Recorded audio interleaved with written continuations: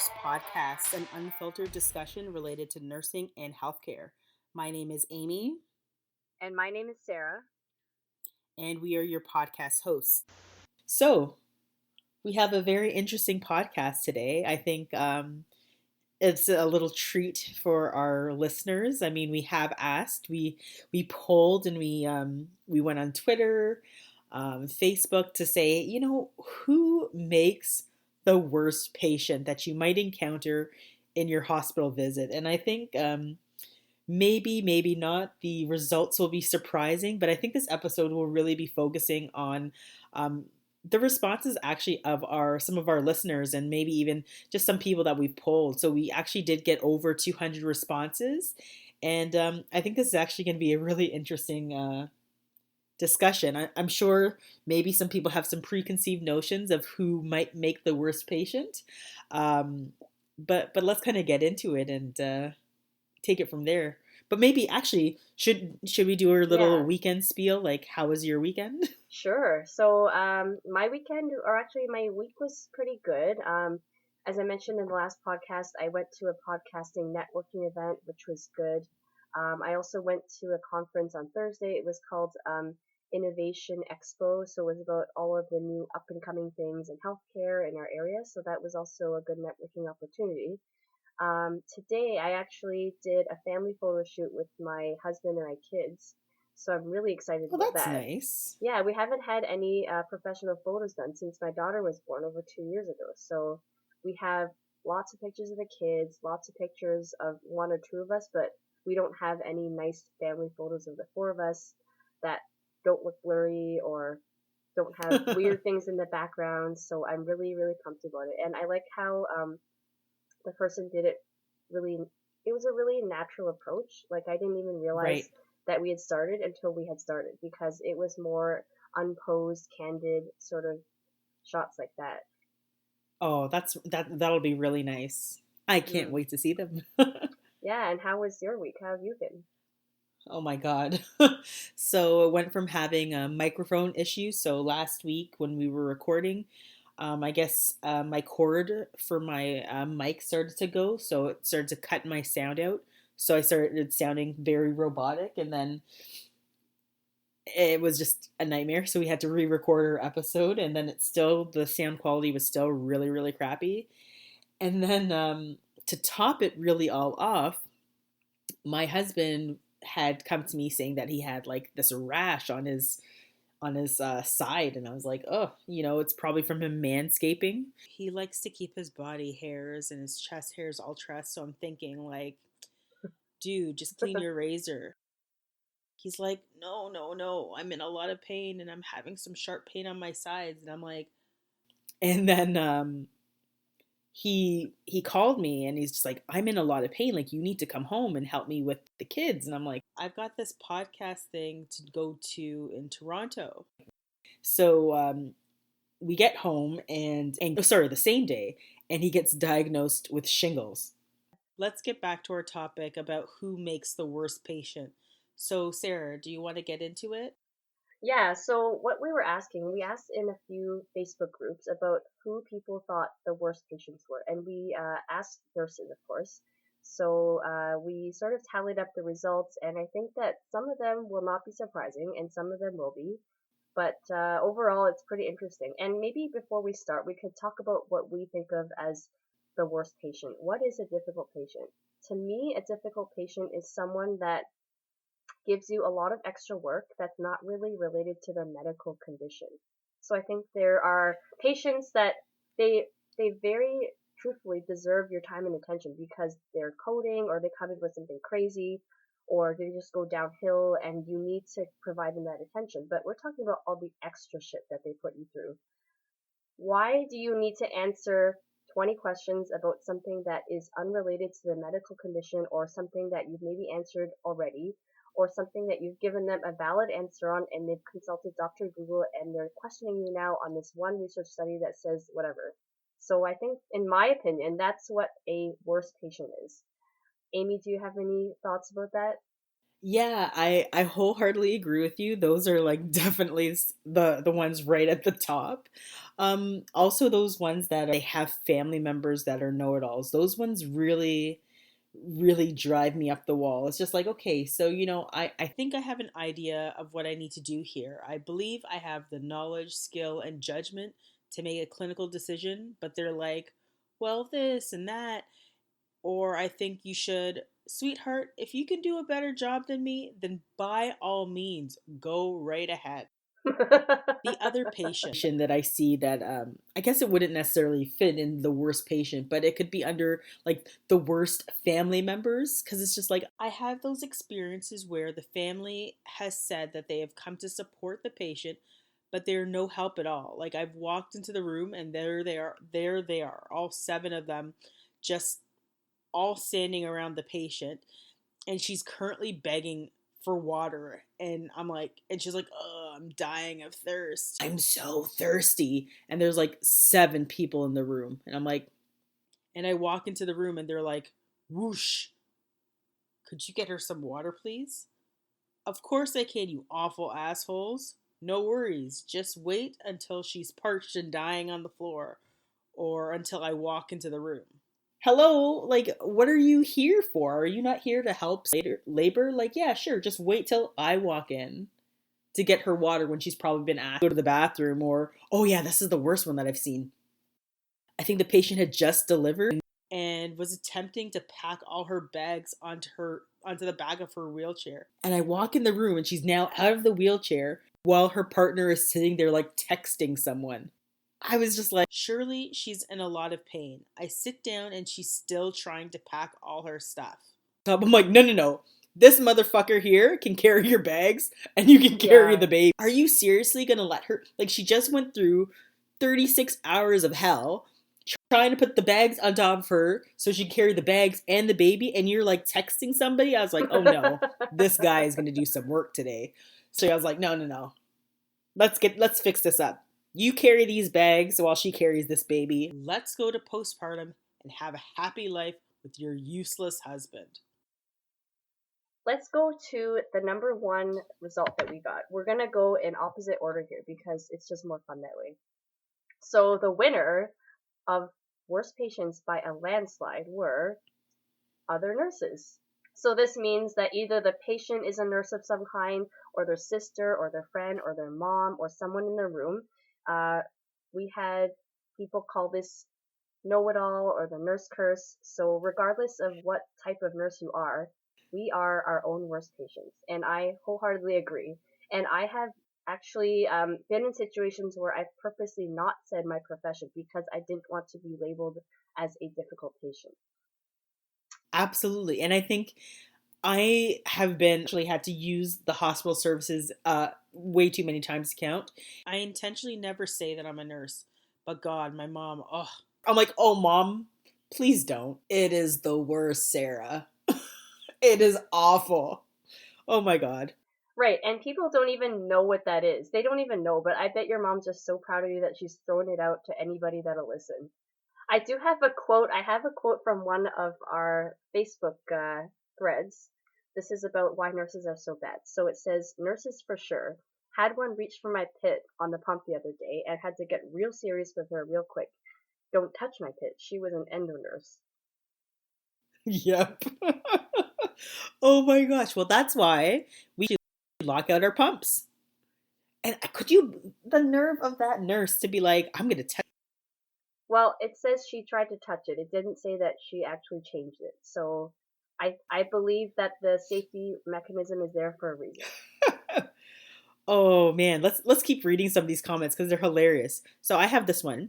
I would say us nurses, we have a very hard time getting out of the mindset of doing and opening up and receiving care. Although I was a patient at my own hospital for the birth of my son, I think I was a pretty amazing patient. You got to say that that is like a really good thing. Right, and I have this thought about when I was in labor with my second daughter. They had put me on oxytocin, so PIT, and they only started me at 1 or 2 units. But then all of a sudden, the baby's heart rate dropped. Everybody rushed in, and I remember someone touching my belly saying, "It's hard as a rock." and then trying to get me to move from side to side. And I just kept thinking, because I had just worked on a new emergency obstetrical code in my last job, and I kept thinking, oh no, they're gonna call a code on me. I'm gonna have to go under anesthesia and get a C-section and blah blah blah. And they probably were extra nervous because they knew what I did for work. It was all over my chart. Although I was trying to play it cool, like not be demanding or anything like that. But it was still pretty. I mean, as people started leaving, I realized that, things were doing better.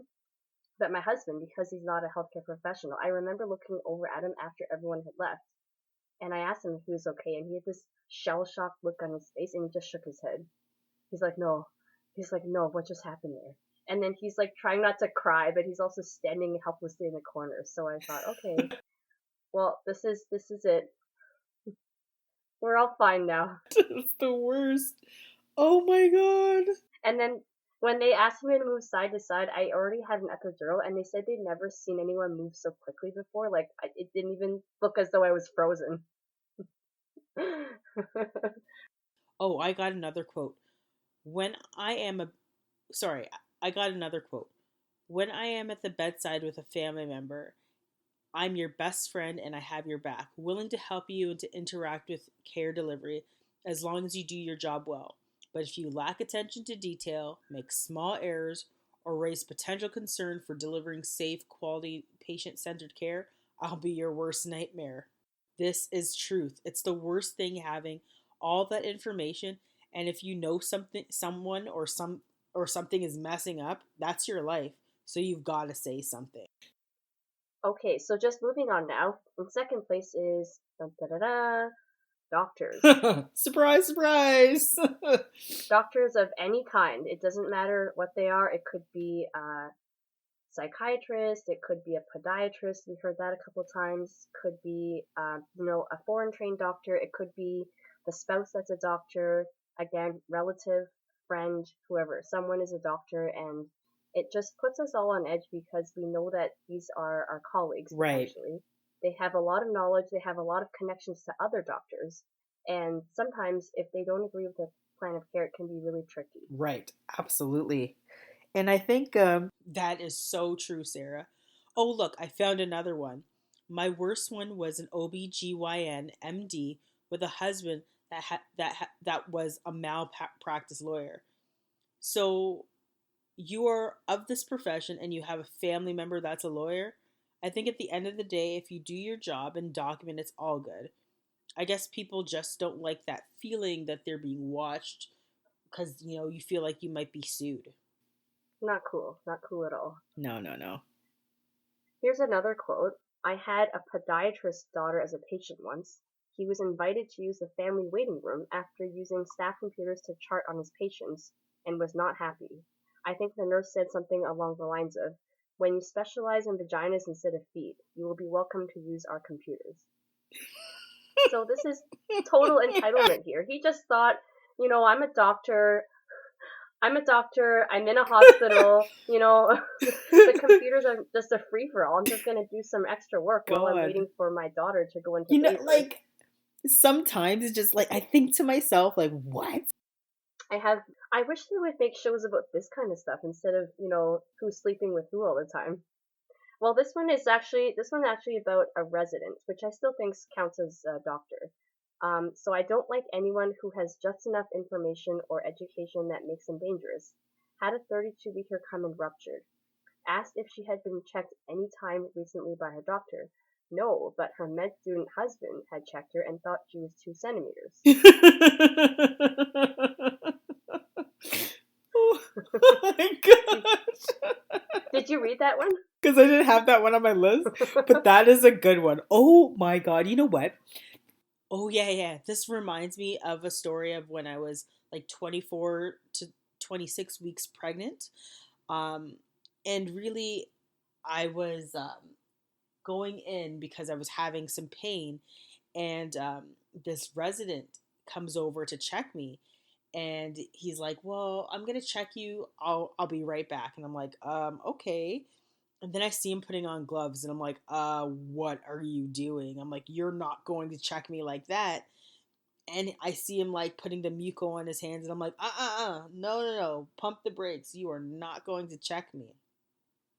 And he goes up, he kind of reaches down, and I'm like, nope, it's time to go. I was like, no, you are not putting your fingers in me. I'm like, please go get somebody else. Dilated. I'm like, I am not dilated. You do not need to check me. I'm like, you need a speculum. Like, I'm sure that you should not be checking me this way. And he looked so confused, and he went out, and Jordan's like, see, that was one of the times where I think you should have let someone know your profession. And I was like, no, never. I will never be that pompous person that's the first thing that comes out of my mouth. And speaking of another comment, oh my goodness, this is the one where the person walks in and announces their profession. You are a pompous ass. There's no other way to really explain it. Who actually even does this? Oh man, I remember this person who came in with his badge around his neck and was like, I'm a doctor. She needs to be seen right now. And I'm like, welcome to Canada and our socialist system. Everybody has to wait. Is she contracting any more than anyone else here? And that is an immediate red flag. Red flag right there. Oh, this guy thought we could totally do something entirely different for his wife. Maybe like roll out a red carpet. Maybe he thought we could wave a magical wand and expect her to deliver pain free. I'm really not too sure. She's not going to deliver faster because you're a physician, and she's going to get the same care. And I get it. We all look after our own. It's kind of a benefit or a perk to, working in the hospital system or being a healthcare worker, that you may get a little bit more TLC. But if you walk in with your badge around your neck demanding who you are or what you think you should do or what you think other people should do, whether you're a nurse, doctor, CEO, like, I'm a nurse, I get it, but nobody really cares. You're not sicker than the guy over there or someone else within this building, and you're going to get the same care as if you were rich or if you were poor. If you don't like it, head to the US, because this is Canada, baby. There's And maybe he should start out by saying why she's here. Like, hi, my wife's water broke. She's 38 weeks. Could you please check her? Instead of just starting out with your profession, because that's not really the right foot to start on. Right? And I wonder if people just I just wonder if people don't actually believe us when we say that we take first come first serve. I really think that they think we're lying, and if they say the right thing or maybe throw us some money, that's somehow going to change. I really think that. Absolutely. Okay. All right, moving on. So in third place, we have lawyers. In particular, there was a few comments about malpractice attorneys, and I totally get that. Totally get that. Whenever I used to look at a patient's chart, if I saw lawyer or attorney or articling student, my back would be up immediately. And I think part of it is because healthcare is so far removed from law that we don't really understand law. The only thing that I know about law is getting sued. So I always feel like I need to have my backup. I need to cross all my T's and dot all my I's. I have a couple experiences with lawyer patients, but they also sort of fell into another category of being literally 50 years old, first time mom, donor egg and donor sperm. So I feel like there were other issues at play that might have made them quote unquote difficult. But I mean, lawyers always get everyone's back up. I don't know if it's something that we should get our backs up about, but it's just something that always, triggers alarm bells in my head. Okay, number 4 are teachers. Does that surprise you? I just feel like teachers like to be in control, and that's the main thing that we just talked about is feeling out of control. Here's another good comment. So teachers are the worst. They try to time birth exactly when it's convenient to be off to get additional free maternity leave. They love elective inductions, but also love control. So it's not always pleasant. No, absolutely. I have a teacher friend that has 2 kids, and she timed it perfectly. And now that there's the 18-month maternity leave in Canada, I feel like that date might change so that they're going to try and get the 18 months, and then 18 months will fall right around June or July so that they get the extra 2 months off as well. All right. So after teachers, we have Engineers. that one was surprising. Some of the comments I totally agree with. So engineers see things in black and white. They're very systematic. They don't understand chaos.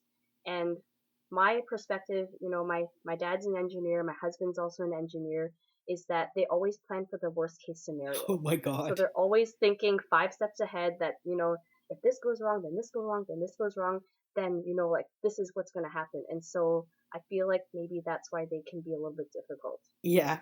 Oh, I really have a good one here. This one's really a really short comment. Engineers, shut the fuck up with all those questions.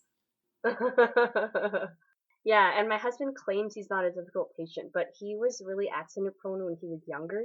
So he's had his appendix out, he's had like a pilonidal cyst, he's been hit by a truck. But yeah, maybe that'll be a story for another day. But he claims that he's not a difficult patient, but I have to say that it was when he was still in high school, so he wasn't an engineer yet. I think he might be a little bit different as a patient now. You know what? I'll go through a couple, and then maybe you can go through a couple as well. So other comments we got were drug addicts. I guess in our line of work in obstetrics, we would come across it once in a while, but maybe not as much as an emergency nurse. Um, so along those lines, people that are entitled slash VIP, I totally get that. Hypochondriacs, I think that's a big one. Oh, I like this one. So PhDs, so book smart, but so little common sense. 4 people mentioned that. Pharmacists, they like to micromanage every drug ordered. And then my personal favorite here is the 40-plus-year-old primate. Over researched, over planned, 8-page birth plan, and high anxiety. Yeah, the birth plan that will die a natural death. It's the worst. Totally. I tell all of my friends this. I say, please, please, please don't make a birth plan. You're going to automatically label yourself as someone that's really high maintenance, and everything's going to go opposite, and you're going to have a crash C-section. Your baby's going to end up in NICU. Just please don't do it. I purposely didn't make a birth plan because I didn't want to label myself as difficult, in addition to the fact that I didn't want to call out that I was an OB nurse. So don't make a birth plan. Just don't. Like they just don't know. It just never ever goes the way they want. They will literally have all the opposite things happen to them. Nothing ever goes right. Oh my goodness, here's another one, Sarah. This must be something that happens in the US more than Canada, but I found it very interesting. It said a previous adult pageant queen turned representative. So I don't watch Honey Boo Boo. I know nothing about those shows, but like, what? Or do you think they'd be the kind of people that are in labor and they're trying to do their hair and makeup so they look good when the baby comes out? Well, I actually saw I saw like these pages where them like dress up the rooms. It's like really odd with like matching colors and matching sheets. I don't really get it. It was really creepy. This actually reminds me of another story from when I was working as a postpartum nurse. So, where I used to work, we had, I would say, a lot of like VIP people that had extra money to spend. And one time I was helping a lady get ready to go home, and I come into the room, and this other lady shows up with a blow dryer and makeup bag in her hand. And then I thought, oh, that's nice. I'm like, her sister's here to help her get ready to go home. That's really nice. And she gets all dolled up, and I don't even recognize her when she's about to leave. And then I see her hand this woman a couple $100s. And I thought, wait a minute, wait a minute, wait a minute. That was not her sister. She paid someone to come in to do her hair and makeup so she could look good leaving the hospital. Can you believe that? I Whoa. know. I had it in my mind. I had it in my mind both times that I was going to show up to the hospital with my full makeup done. But what happened the first time is my water broke at 6 in the morning, and I really couldn't justify to myself putting on makeup when I should be on my way to the hospital. And then what happened the second time? I think I did have makeup on. I did, yeah. But it wasn't like over the top or anything. And both times I looked like crap leaving the hospital. So both times I only lost 4 pounds both times, which doesn't even make sense because my babies were 6 and 7 pounds. But I was so full of IV fluid that I literally only lost 4 pounds. When you think I should have lost at least 10, right? Because there's the baby and the placenta and all of the amniotic fluid that would have come out. Do you know what I was concerned about? Oh man, it's the small things that I have to say. Like will I get to sleep, or why can't I see my feet? I've left always thinking like looking like a hot mess. Oh, some of the other ones we found here were entitled family members, entitled people, Dr. Google, again, more things with patients, or things about families who think that they know everything or want to take over the care. In terms of the family, I'm sure that this is something that everyone encounters. Being um, just family centered or patient centered is the terms that they use now. But I feel like in maternity, in obstetrics, we are even more family centered than other units because it's supposed to be a happy time. People are dropping by. People have posses of 10 or 20 family members that want to stop by, and we're trying to manage that, but also take care of the mom and do crowd control and think about things like infection control, what can come in, what can't. So it adds this extra layer, and especially I would say it's a little bit difficult when the grandmother or the grandmother-in-law wants to do something different than the parents. Then you're sort of in this weird space where you're like, what's happening here? The mom is my patient, but then I have this person that's like leaning over my shoulder telling me that, this needs to happen or that needs to happen. So it's it's difficult. I totally get it. Well, I do have another worst patient story, although I don't remember what her profession was. So I had a lady that was in a lot of pain, like extreme amount of pain after delivery, which didn't really make sense because she had a vaginal delivery. I think there were forceps, but we had given her breakthrough upon breakthrough upon breakthrough. Still wasn't good enough. I had to call the pain nurse practitioner, and she wrote new orders. Still wasn't doing anything. I guess this lady was just really, really unhappy with things in general. I try to be as accommodating as I can to patients, but she literally ordered me out of the room and said, "I can't look at you anymore. I need you to leave." And I'm like doing everything I can. I'm like, I don't know what to do. So I went to my team leader and I said, "You need to reassign me." And she says, "Why?" And I'm like, "She just ordered me out of the room. She literally told me she doesn't want to see me. So I don't know how I'm going to look after her."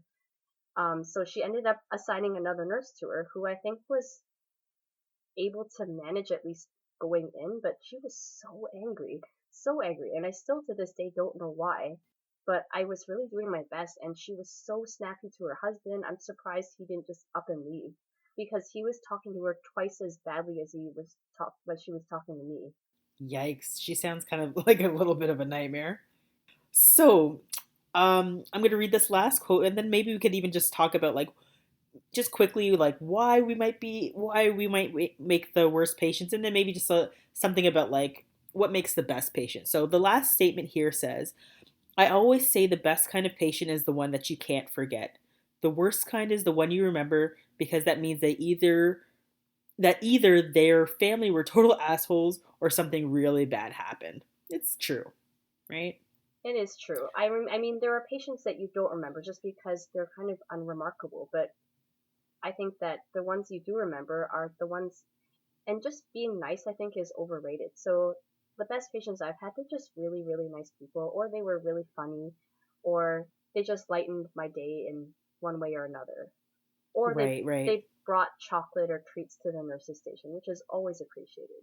So I think if you feel like you're a difficult patient, you should bring treats to the nurses. Amazing. I know that with both of my births, my husband brought Tim Hortons and chocolate to all of the nurses. Yeah, like if I think to myself, and maybe I'm getting mushy here about the best type of patient I had, I think it's the best type of patient for me would be that patient who kind of taught me something that I wouldn't have expected through any type of care with them or care given to them. It's always where I can't think of anything specific, but where it has taught me about myself as a person, or where they've made me think about things in a different way or a different perspective. I think again those are those patients that you can't forget because they've taught you a valuable lesson. They've You've impacted them, they've impacted you. I mean, I think those are the patients that are you'll never forget about them, whether they are coming in for a birth, whether having they're coming in for something that could be a really poor event or negative event or negative outcome. But it's those people who kind of, you change them and they change you. Those are the ones that I say make really good patients. Absolutely. Well put, Amy. Yeah, thanks. Yeah, and maybe I'll just kind of throw in and one last thing, Sarah. Okay. Why do you think we are so difficult? As nurses, why are we so Yeah, difficult? why are we so difficult? Well, I think we just know the ins and outs of the profession, so we're really hard on the nurses that are assigned to us. You know what I mean? So if you've asked for pain medication and they haven't brought it in X number of minutes, you kind of wonder, or you maybe make judgments based on how they approach you, or sometimes nurses are just bitches to each other. We talked about this in the last Yeah, we did episode. talk about this. I also think that it boils down to fear too, right? Fear of the unknown and not being able to empathize properly with our patients. So now when we're in the driver's seat or we're in the hot seat, it's difficult, right? Like we know what the standard are, we expect the standard, but are we providing the standard to others? So I think a lot of it is fear of the unknown and yeah, we just unfortunately give people a hard time doesn't mean it's the right thing to do. Right, I think we fall into two buckets. So people like me that try overly hard to become just be easy patients. And then there are those that really give their nurses a run for their money because they are also a nurse and they expect more for whatever reason that is. Yep. And I hope those are the nurses that do more for their patients too. What do you think? Yep, I do. I think so. Well, thanks for listening. So thank you for listening to our podcast. If you enjoy listening and you want to support us, please follow us on Facebook, Twitter, or Instagram. And our episodes are also available for download on Spotify, Apple, and YouTube. So you can send us a suggestion or question that way. Please like, share, and subscribe. And we'll see you next time.